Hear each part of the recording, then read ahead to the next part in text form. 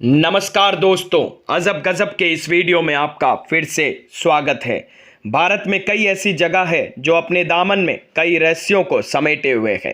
धार्मिक नगरी वृंदावन में निधिवन एक अत्यंत पवित्र रहस्यमय धार्मिक स्थान है। मान्यता है कि निधिवन में भगवान श्री कृष्ण और राधा आज भी अर्धरात्रि के बाद रास रचाते हैं। रास के बाद निधिवन परिसर में स्थापित रंगमहल में शयन करते हैं। यही कारण है कि सुबह खुलने वाले निधिवन को संध्या आरती के पश्चात बंद कर दिया जाता है।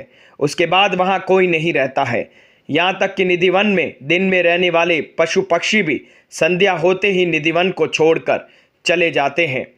वैसे तो शाम होते ही निधिवन बंद हो जाता है और सब लोग यहाँ से चले जाते हैं। फिर भी यदि कोई छुपकर रासलीला देखने की प्रयत्न करता है तो पागल हो जाता है। ऐसा ही एक वाकया करीब 10 वर्ष पूर्व हुआ था, जब जयपुर से आया एक कृष्ण भक्त रासलीला देखने के लिए निधिवन में छुपकर बैठ गया। जब सुबह निधिवन में गेट खुले तो वह बेहोश अवस्था में मिला। उसका मानसिक संतुलन बिगड़ चुका था। ऐसे ही एक अन्य व्यक्ति थे पागल बाबा, जिनकी समाधि भी निधिवन में बनी हुई है। उनके बारे में भी कहा जाता है कि उन्होंने भी एक बार निधिवन में छुपकर रासलीला देखने की प्रयत्न किया था, जिससे कि वो पागल हो गए थे। चूंकि वो कृष्ण के अनन्य भक्त थे, इसलिए उनकी मृत्यु के पश्चात मंदिर कमेटी ने निधिवन में ही उनकी समाधि बना दी थी। यहाँ जो वृक्ष हैं वो खुद साक्षात भगवान श्री कृष्ण, राधा और गोपियाँ हैं।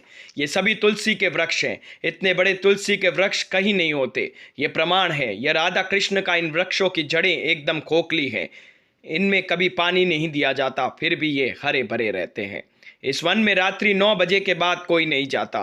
रात्रि 9 बजे के बाद जाने वाला व्यक्ति सकुशल वापस नहीं आ पाता है, क्योंकि रात्रि में वहाँ माँ रास होता है, जिसमें राधा कृष्ण के अलावा उनकी गोपियाँ होती है और कोई भी व्यक्ति इस रास को नहीं देख पाता। अगर कोई देख भी ले तो वो या तो पागल हो जाता है या उसकी मृत्यु हो जाती है। निधिवन की एक अन्य खासियत यहाँ के तुलसी के पेड़ हैं। निधिवन में तुलसी का हर पेड़ जोड़े में है। इसके पीछे ये मान्यता है कि जब राधा संग कृष्ण वन में रास रचाते हैं तब यही जोड़ेदार पेड़ गोपियाँ बन जाते हैं। जैसे सुबह होते हैं जब फिर तुलसी के पेड़ में बदल जाती है। साथ ही एक अन्य मान्यता यह भी है कि इस वन में लगे जोड़े की वन तुलसी की कोई भी एक डंडी नहीं ले जा सकता है। लोग बताते हैं कि जो लोग भी ले गए वो किसी न किसी आपदा का शिकार हो गए, इसलिए कोई भी इन्हें नहीं छूता है। वन के आसपास बने मकानों में खिड़कियां नहीं हैं। यहाँ के निवासी बताते हैं कि शाम 7 बजे के बाद कोई इस वन की तरफ नहीं देखता। जिन लोगों ने भी देखने का प्रयास किया या तो वो अंधे हो गए या फिर उनके ऊपर देवी आपदा आ गई। जिन मकानों में खिड़कियां भी हैं उनके घर के लोग शाम 7 बजे मंदिर की आरती का घंटा बजते ही बंद कर देते हैं। कुछ लोग तो अपनी खिड़कियों को ईंटों से भी बंद करा दिए हैं।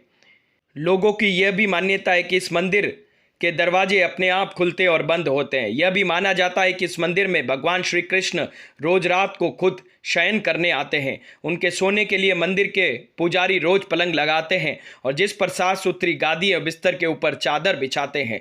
लेकिन कहते हैं जब मंदिर खुलता है तो उस मंदिर की हालत देखकर सभी अचंभित हो जाते हैं, क्योंकि उसे देखकर लगता है कि यहाँ कोई सोया था। सबसे आश्चर्य की बात यह है कि यहाँ प्रतिदिन माखन मिश्री का प्रसाद चढ़ाया जाता है और जो बच जाता है उसे मंदिर में ही रख दिया जाता है, लेकिन सुबह तक वह प्रसाद भी समाप्त हो जाता है। आखिर कौन खा जाता है यह प्रसाद? लोगों की मान्यता है कि इस मंदिर के दरवाजे रात में अपने आप बंद हो जाते हैं, इसलिए मंदिर के पुजारी अंधेरा होने से पहले प्रसाद और पलंग का इंतजाम करके रखते हैं और रात की अंतिम आरती के बाद चले जाते हैं। रात में यहाँ कोई भी नहीं रुकता है।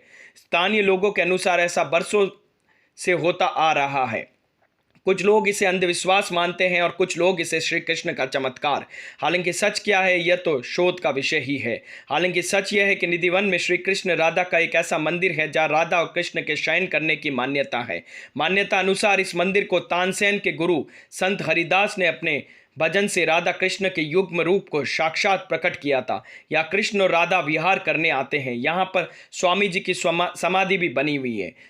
उम्मीद है आप लोगों को मेरी ये जानकारी पसंद आई होगी। अजब गजब के ये वीडियो आप लोगों को कैसे लगते हैं, प्लीज़ लाइक, शेयर और सब्सक्राइब जरूर कीजिएगा और हाँ, कमेंट करना ना भूलें। धन्यवाद।